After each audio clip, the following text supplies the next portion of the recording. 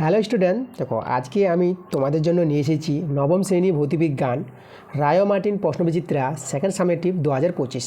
তো আজকে তোমাদের 5 নম্বর স্কুলটা করাবো। তো 5 নম্বর স্কুলের প্রশ্নগুলো আমরা দেখে নেবো আমাদের কী আছে প্রশ্নগুলো।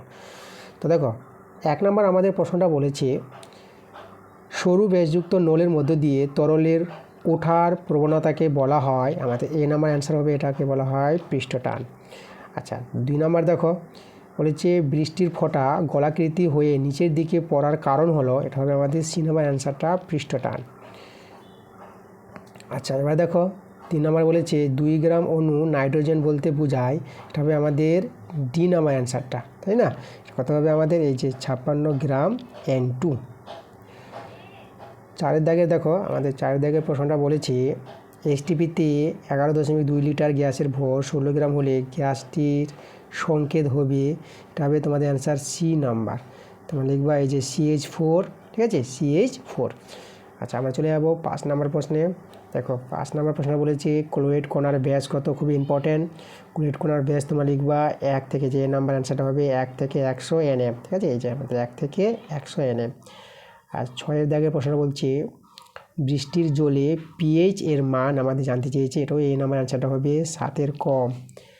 আর 7 নম্বরটা বলেছে ক্ষার দ্রবণে ফেনল পথলিনের বর্ণ হবে, তাই না? ক্ষার দ্রবণে ফেনল পথলিনের বর্ণ হবে, অ্যান্সারটা তোমরা দিবা সি নাম্বার, লালচে বেগুনি।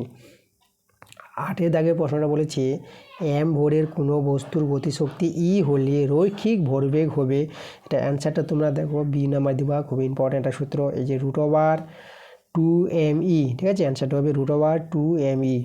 আচ্ছা আমরা চলে যাবো পরের প্রশ্নগুলোতে, আমরা চলে যাবো 2 দাগের প্রশ্নগুলো। দেখো 2 দাগের আমাদের প্রশ্নগুলো কি বলছে। 2-1 নম্বর আমাদের প্রশ্নটা বলেছে 1 মোল NH3-তে পরমাণুর সংখ্যা নির্ণয় করো, তোমরা লিখবা 2.4088 গুণিত 10-এর পাওয়ারে 24, মানে 2.4088 ইন্টু 10⁻²4, ঠিক আছে, এটা আমাদের অ্যান্সার হবে। আচ্ছা দেখো 2 নম্বর প্রশ্নটা আমাদের বলেছে জলে নুন যোগ করলে জলের পৃষ্ঠটান বাড়বে না কমবে, অ্যান্সারটা হবে কমবে। 3 নম্বর প্রশ্নটা বলেছে স্থিতিস্থাপক সীমা বলতে কি বোঝায়। দেখো স্থিতিস্থাপক সীমা বলতে কি বোঝায়, আমি তোমাদের লিখে রেখেছি উপর দিকে, দেখো এই যে 2-3 নম্বরটা অ্যান্সারে তোমরা এটা লিখবা যে কোনো পদার্থ একটি স্থায়ী বিকৃতি ছাড়াই সর্বোচ্চ চাপ সহ্য করতে পারে না, ঠিক আছে, দেখো এটা লিখবা তোমার অ্যান্সার। কিন্তু আবার বলি যে কোনো পদার্থ একটি স্থায়ী বিকৃতি ছাড়াই সর্বোচ্চ চাপ সহ্য করতে পারে না, ঠিক আছে, এটাকেই বলা হয় আমাদের স্থিতিস্থাপক সীমা, তাই না? এই যে আমাদের স্থিতিস্থাপক সীমা বলতে কী বোঝো তোমাদের কিন্তু আমি বলে দিলাম, এই যে তোমাদের এখানে বলে দিলাম অ্যান্সারটা, এভাবে তোমার অ্যান্সারটা কিন্তু লিখে নিবা। আচ্ছা আমরা দেখো চলে যাবো পরের প্রশ্নতে। এসআইতে ঘাতের একক কী, এটা লিখবা তোমরা, এই যে এসআইতে এই যে পরম একক, যেটা ঘাতের পরম একক, সেটাকে আমাদের বলা হয় নিউটন, ঠিক আছে, নিউটন। আচ্ছা চলে যাবো আমরা 5 নম্বর প্রশ্নে।